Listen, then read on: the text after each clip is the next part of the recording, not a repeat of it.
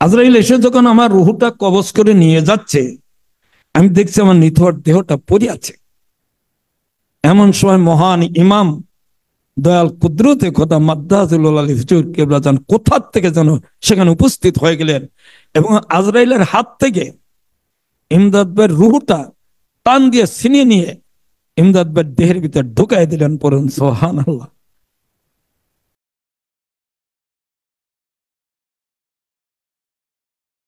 এমন সময় দেখি যে আজরাইল আলাইহিস সালাম এসে হাজির হয়েছে।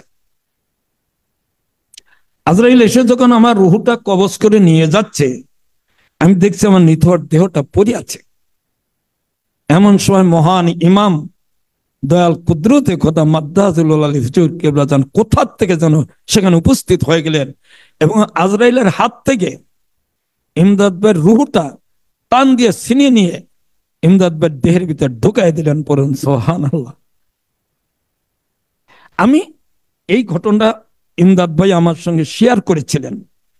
এই ঘটনা দিয়েই আমি মহান ইমামের অলৌকিক ঘটনা প্রকাশ করার সিদ্ধান্ত নিয়েছিলাম। যাক, ইমদাদ ভাই আমাকে সেই অলৌকিক ঘটনাটা এই ফেসবুকে লিখে প্রকাশ করার অনুমতি দেন নাই। আজও না টাইম পরে, কিন্তু আমি যে বলেই দিলাম আর কি।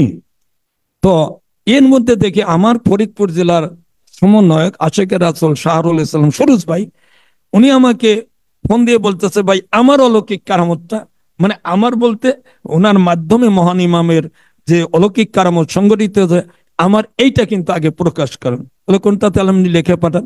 তো উনি লিখে পাঠাইছেন। ওনার ঘটনাটা হলো এই, ওনার বাড়ির সামনে দিয়া মানে রেল লাইন যাচ্ছে। এই রেল লাইনটা কিন্তু আগেও ছিল, মধুখালী থেকে কামারখালী পর্যন্ত রেল লাইনটা আগে ছিল। এখন কামারখালী মধুমতি পার হইয়া মাগুরা হইয়া আগে যাচ্ছে।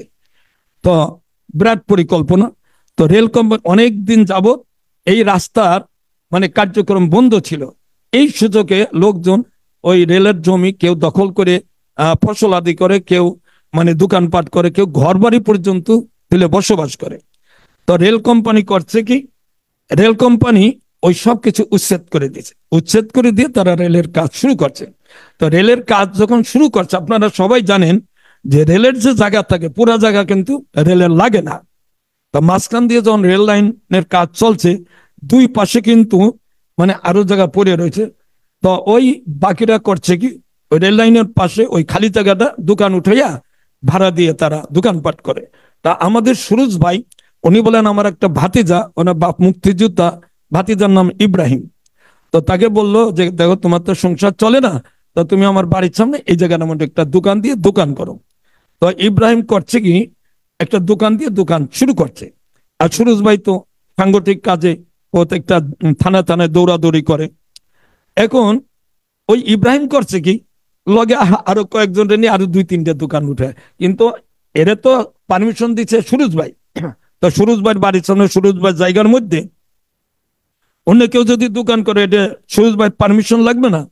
সে মাতবাড়ি করে আরো কতগুলি দোকান খাড়া করছে। তো যাই হোক, এখন সুরজ ভাই বলতেছে ও যে দোকানটা করছে, দোকানের পাশে আরো কিছু টিন দিয়ে ছাপড়া করে প্রশস্ত করে, এখন ওরা রাত 12টার পরে এই কয়েক দোকানের পোলাপান আরো কতগুলি সন্ডা গন্ডা আইনে এই থালি বাটাইয়া মানে ওই গান গায় আর ওই গাজা মাজা খাইয়া মানে এলাকার মধ্যে একটা উদ্দেশ্য। পাশে হলো মসজিদ, রাস্তার ওপাশে মন্দির। তখন এলাকার ভালো মনের লোকেরা সুরজ ভাইয়ের কাছে বিচার দিয়েছে, তুমি এটা কি করলে? ওরে যদি দোকান করতে না দিতে তাহলে তো এই ঝামেলাটা হতো না। এখন সুরজ ভাই ওদের মানা করেও থামাইতে পারছে না। শেষ পর্যন্ত উনি সুরজ ভাই কি করলেন, তখন কিছু ভালো মনের যুবকদের নিয়ে রাত 11:30টার সময় ওদের দোকানগুলি ভেঙে দিচ্ছে। ইব্রাহিমের মূল দোকানটুকু রেখে আর বাড়তি এবং ওই দোকানগুলি ভেঙে দিচ্ছে। পরে ওরা পরের দিন মধুখালী থানায় যেয়ে মানে লুটের মামলা করছে। 5 লক্ষ টাকা ওর দোকান থেকে লুট হয়ে গেছে।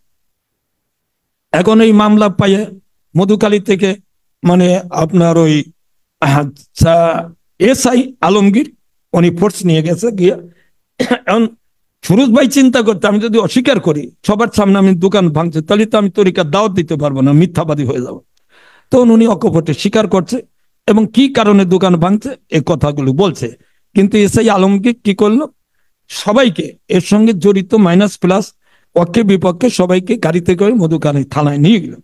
থানায় নিয়ে উনি সবাইকে বসায় রেখে ওই কেসের ফাইলটা মাঝখানে রেখে ওসি সাহেবের রুমে গেছে। মানে কেসটা ওসি সাহেব ডিল করবে না ওই আলমগীর সাহেব ডিল করবে। সুরজ ভাই বলেন আমি জানি কমপক্ষে 1 লক্ষ টাকা বিক্রি হবে যদি আপোষ এখানে হয়। তো উনি 50,000 টাকা পকেটে করে নিয়ে আসছে। তো ওই এসআই আলমগীর যখন ওসি সাহেবের রুমে গেছে, তখন ওই ফাঁক দিয়ে সুরজ ভাই করছে কি, ইয়া কুদরতে খোদা, দয়াল মেজুজের নাম মুবারক স্মরণ করে ওই কেসের ফাইলে সুতা ধরে একটা ফু দিয়ে রাখছে। এটা কিন্তু কেউ জানে না, ফু দিয়ে রাখছে। এর কিছুক্ষণ পরে যখন এসআই আলমগীর সাহেব বের হয়ে আসলেন এবং সুরজবার দিক তাকাইয়াই মানে ওনার মনটা চেঞ্জ হয়ে গেছে। হ্যাঁ, চেঞ্জ হয়ে গেছে। এরপরে ইব্রাহিমকে বলতে, বেটা তোর বাপ মুক্তিযোদ্ধা, তাই কি কি মনে করছিস? এই যে পুলিশের গাড়ি নিয়ে, আমি সরকারি গাড়ি নিয়ে তেল পড়ে গেছে, তোরে আমি লোকাবে ঢুকাবো। ওরে যখন উল্টা লোকাবে ঢুকাইতে চাইছে, এখন ওই মানে একবারও সুরজ ভাইয়ের পায়ে ধরে, আবার এসআই আলমগীরের পায়ে ধরে মাপ চায়। তখন সুরজ ভাই কি করলেন, এসআই আলমগীরে বললেন, স্যার এটা ডিসমিস করে দেন। পরে কম্পিউটারে এটা ডিসমিসের একটা কেস ফাইল লিখে, মীমাংসার কথা লিখে তারপর সবাইরে বিদায় দিয়ে সুরজ ভাইরে বসায় রাখছে। সবাই চিন্তা করে কি ব্যাপার, সুরজ ভাইরে বসায় রাখলেন না। সুরজ ভাইয়ের হাত পকেটে কিন্তু 50,000 টাকা, ওখান থেকে টাকা আলমগীর সাহেবটাই দিতে গেছে। তো উনি বলতেছে, ভাই আমাকে লজ্জা দিয়েন না, আমার মনে হয় জীবনে আমি আর একটা ভালো কাজ করলাম।